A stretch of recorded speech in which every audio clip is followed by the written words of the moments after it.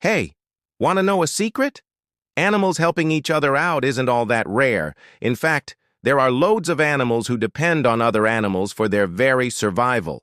So today we're going to be taking a look at some symbiotic relationships in the animal kingdom, and we'll be starting off with this adorable little guy. Meet the pygmy marmoset.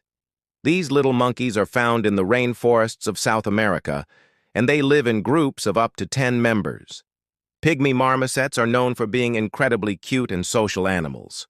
They communicate with each other by making lots of squealing noises and spend most of their time leaping around the rainforest canopy searching for food. And what do they eat? Well, pretty much anything they can get their little hands on. Fruit, tree sap, butterflies, frogs, and even the eggs of other birds.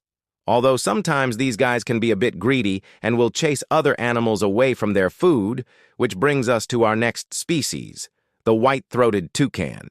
White-throated toucans are large birds with colorful beaks and vibrant plumage. These guys are native to South America and can be found in a variety of habitats, including rainforests, woodlands, and even near agricultural fields. White-throated toucans typically feed on fruit, but also consume insects, small reptiles, and even the eggs of other birds. Now it just so happens that white-throated toucans and pygmy marmosets both live in the same areas and have overlapping diets, which means that they often compete for food. But here's where things get interesting. Sometimes the pygmy marmosets actually steal food from the toucans. However, the two species have come to an agreement of sorts. You see, when the marmosets steal food from the toucans, they don't eat it all themselves. Instead, they hide it in the trees for later, and then share it with the toucans. This way, both species get to enjoy a nice meal, and everybody goes home happy. Now that's what I call a perfect compromise. Our next symbiotic duo is made up of two very different creatures, the oxpecker bird and the African rhinoceros. Oxpeckers are small songbirds that are found in open grasslands and savannas of Africa. They are known for their distinctive call and their habit of perching on the backs of large mammals, including rhinos, zebras, and giraffes. Oxpeckers feed primarily on ticks and other parasites that live on the skin of these mammals. And believe me, rhinos can get pretty grumpy when they have pesky ticks biting them. So when oxpeckers come along and start pecking away at those ticks, they are doing the rhino a huge favor. And how do rhinos show their appreciation? Well, they tolerate the oxpeckers on their backs and even seem to enjoy the tick removal service. Plus, oxpeckers have excellent eyesight and can spot potential predators from afar. If a lion or hyena approaches, the oxpeckers will mob it, dive-bombing the predator until it gives up the chase.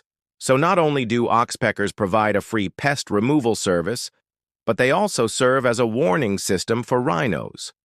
It's a win-win situation. And speaking of lions, they have a symbiotic relationship with a tiny arachnid. See, lions are social cats. They live in groups called prides and spend their days lounging around and looking for something to eat. When lions go on a hunt, they rely on their stealth and agility to sneak up on their prey and take it down. And sure, they might be big and scary, but even lions need a little help sometimes. Enter the tick bird.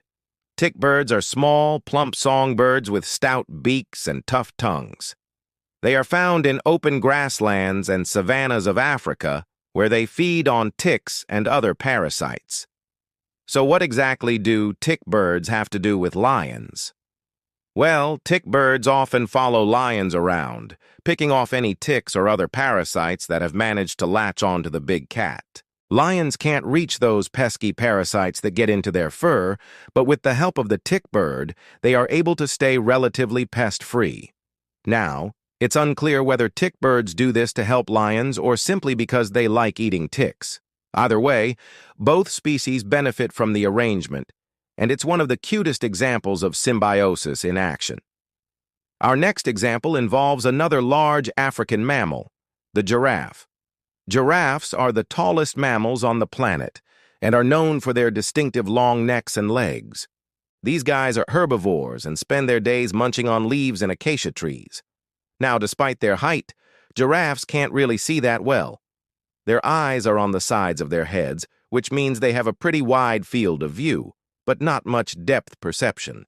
This can make it difficult for giraffes to spot predators lurking in the tall grass. But luckily, they have a secret weapon, the African gray hornbill.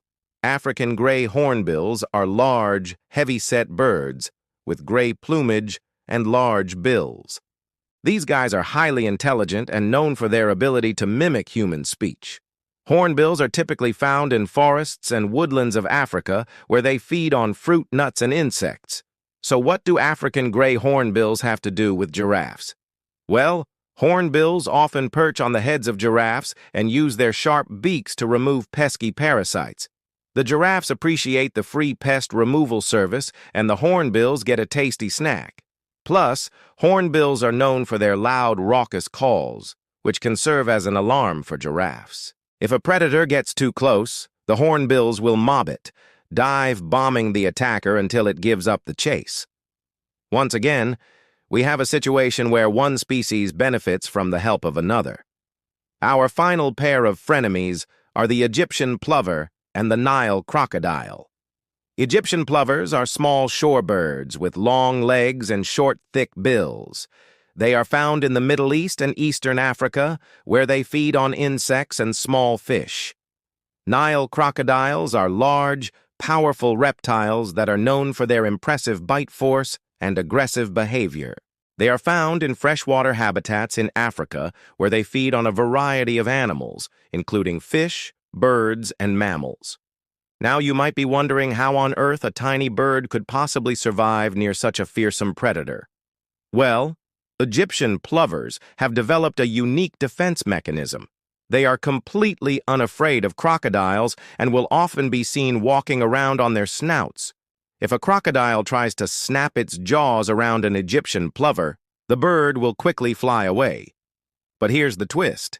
Egyptian plovers also help crocodiles in their own way. Plovers have long, thin bills that allow them to pick up small prey that crocodiles can't access. They'll often dive into the water and snatch up small fish and crustaceans before flying back to the surface and swallowing them whole. The crocodiles don't mind sharing their hunting grounds with the plovers, and even seem to tolerate them cleaning their teeth. It's an unusual friendship, but hey, if it works, it works. So there you have it, 4 examples of symbiotic relationships between animals. Remember, symbiosis isn't always a one-sided relationship. Both species involved usually benefit in some way, whether it's through food, protection, or simply by being there for each other. So keep your eyes open and your mind curious. You never know what kind of symbiotic relationships you might find in your own backyard. And speaking of eyes, let's take a look at your comments from our last video. First up, we have this comment from Sophie saying, "Wow, nature is so cool."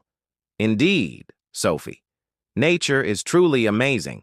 We've got blue chickens, chameleon tongues, and fireflies that can make their butts glow. There's always something new to discover in the natural world. Next, we have this comment from Raging Potato 13 saying, "You say the dumbest things sometimes, but you're still awesome." Well, thank you, Raging Potato 1. I try my best to be informative and entertaining at the same time. Sometimes I might miss the mark, but I'm glad you still enjoy the videos. Finally, we have this comment from Dr. Scott M. saying, "I love the enthusiasm and energy you bring to the videos. Keep it up." Thanks so much, Dr. Scott M. I'm glad you like the way I present the information. I love making these videos, and I'm so happy that people like you enjoy watching them. Okay, now it's time for you to leave your own comment below. Tell us about a symbiotic relationship you've observed in nature, and don't forget to subscribe if you haven't already. Until next time, remember to stay curious and keep asking questions. Who knows, you might just learn something new.